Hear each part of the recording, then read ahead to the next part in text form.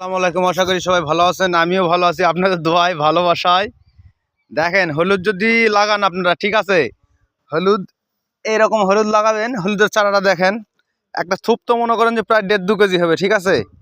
তো আর আর যেটা না বললেই নয়, দেখেন একটা করে চাবড়া, অনেকেই তো পোকার ভয়ে হলুদ লাগায় না। আর এই যে হলুদের একটা থুপ দেখেন প্রায় 3-4 কেজি হবে, 2 কেজি তো হবে, সেটা তো বললে ভুল হবে না, পড়ে গেল। তো এগুলা বাজারজাত করতেছি, ঠিক আছে। তো এগুলা বাজারে নিয়ে যাব।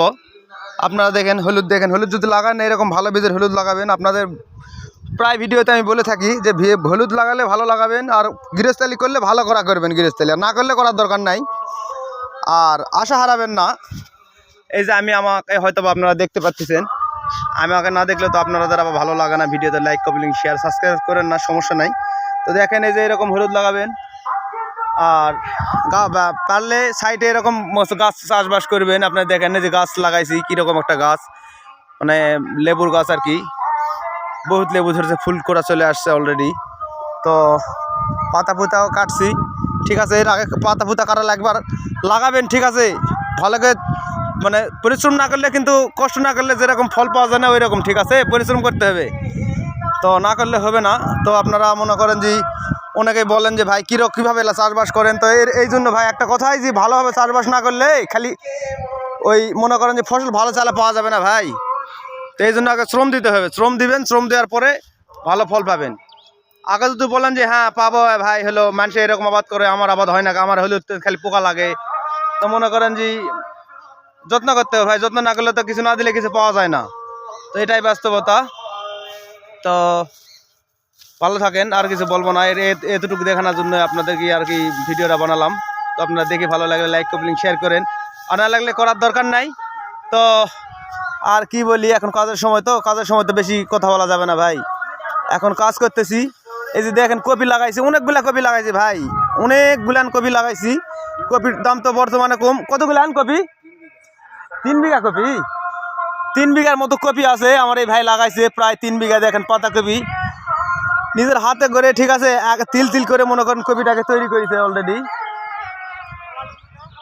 তো এই তো কপি দেখতে তো মনে করেন দেখতেছেন মাশাআল্লাহ সুন্দর। তো চাষবাস করবেন। আমি একটা দিন মজুর কৃষকের ছেলে, তো কৃষি কাজও করি, ফাঁকা ফাঁকা আপনাদেরকে ভিডিও মানে দেখাই। তো দেখেন এই যে হলুদ, দেখেন গাবলাজাত করছি। আসলে না ভাই, হলুদটা অনেক মানে ভালো জাতের একটা হাইব্রিড হলুদ। যদি আপনারা লাগান, তাহলে যদি বীজ নিতে চান তাহলে আমার সাথে যোগাযোগ করেন। আমার কমেন্টে বলে দিন যে ভাই এই হলুদটা কী জাতের, আমি নিব, বা আপনার বাসা কোথায়। যদি নিতে চান, যারা ইচ্ছুক তারা যোগাযোগ করেন, বীজ এখান থেকে দিব আমরা, হয়তো আপনারা কিনলে দিতে পারবো, সমস্যা নাই। একটা চাবড়া দেখছেন, হলুদের চাবড়া দেখলে মাথাটা নষ্ট ভাই, হিসাব ছাড়া। আমার জীবনে তো আমি এরকম হলুদ আবাদ করি নাই ভাই।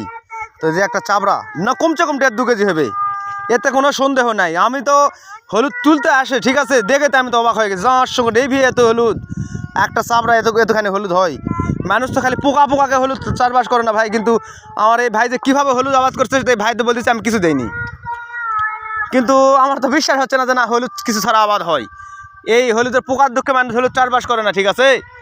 তো যাই হোক, আপনারা যে হলুদের বীজ নিতে চান তাহলে আমার সাথে যোগাযোগ করেন। আমার এই হোয়াটসঅ্যাপ নাম্বার আছে, ইমো আছে, মেসেঞ্জার আছে, বা আমার এই ফেসবুক পেজ, ইউটিউব, টিকটক, ইউটিউবে আপনারা এক কাজ করেন, যারা এই বীজ নেবেন তারা আপনারা যে একটা মানে কমেন্ট করেন যে ভাই আমি বীজ নিব, কত টাকা দাম, সব আপনাকে বলে দেওয়া হবে, সমস্যা নাই। আর যদি আপনারা ফোন নাম্বার নেন সেটাও দেওয়া হবে যোগাযোগ করার জন্য। তো ভালো থাকবেন, আল্লাহ হাফেজ, এতটুকুই বললাম। কৃষি কাজ করেন, ভালো থাকেন, নিজে ভালো থাকেন, দেশ ভালো থাক, আপনি ভালো থাক, আমি ভালো থাকি। আল্লাহ হাফেজ।